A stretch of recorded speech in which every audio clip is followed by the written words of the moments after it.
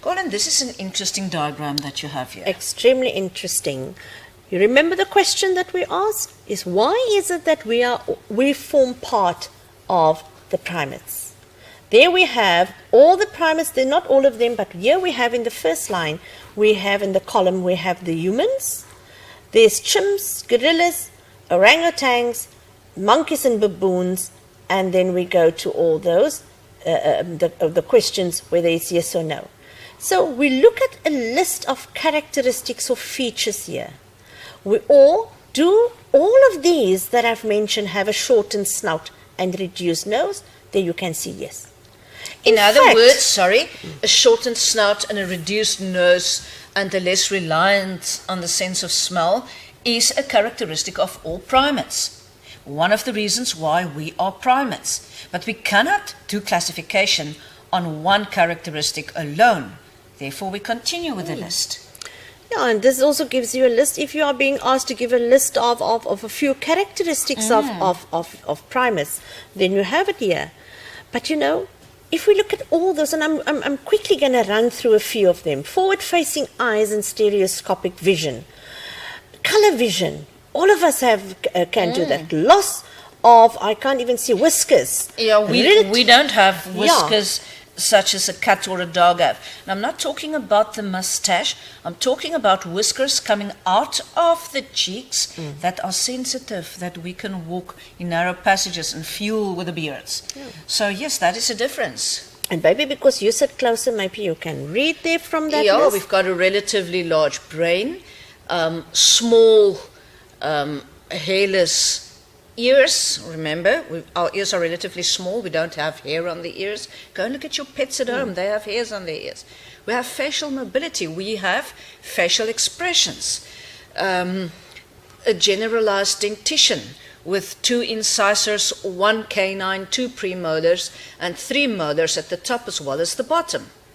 There's an enlarged upper canine. Now, what's interesting is that the primates all have, and there you can see, Colin, won't you point us, they were the first red letter. That is one of the first differences between us and the other primates, is that we don't have canines developed into fangs. The other difference there is our locomotion.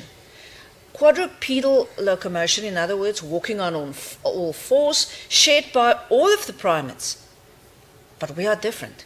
Humans are bipedal. In other words, we walk on 2 legs, 2 feet, we walk upright. And so we can continue with this list.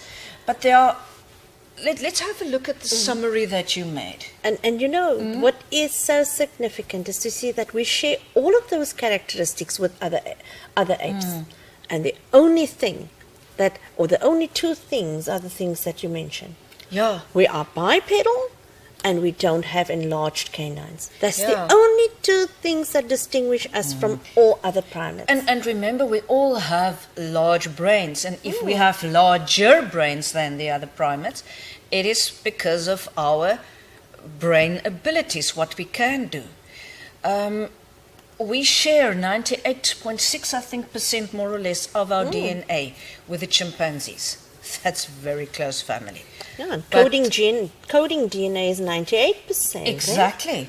So let's have a summary of important things that you can say when you're asked in a question.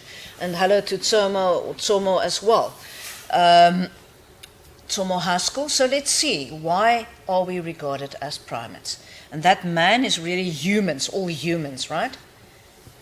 Column number 1 there. Right, there we can see, as we've said, we have stereoscopic vision.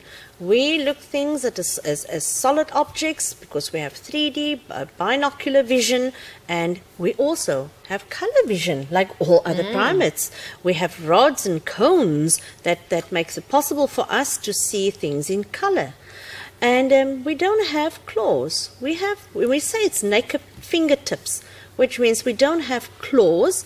And so it is flat nails and toes also, And then we have, all of us have an opposable thumb. Now, an opposable thumb, if we can just look at the camera itself, it shows that we are all pentadactyl. We have 5 fingers and we have 5 toes, but the thumb is showing in the opposite direction, and this makes it possible that we can take things and we can hold on to things. So that is what an opposable thumb means.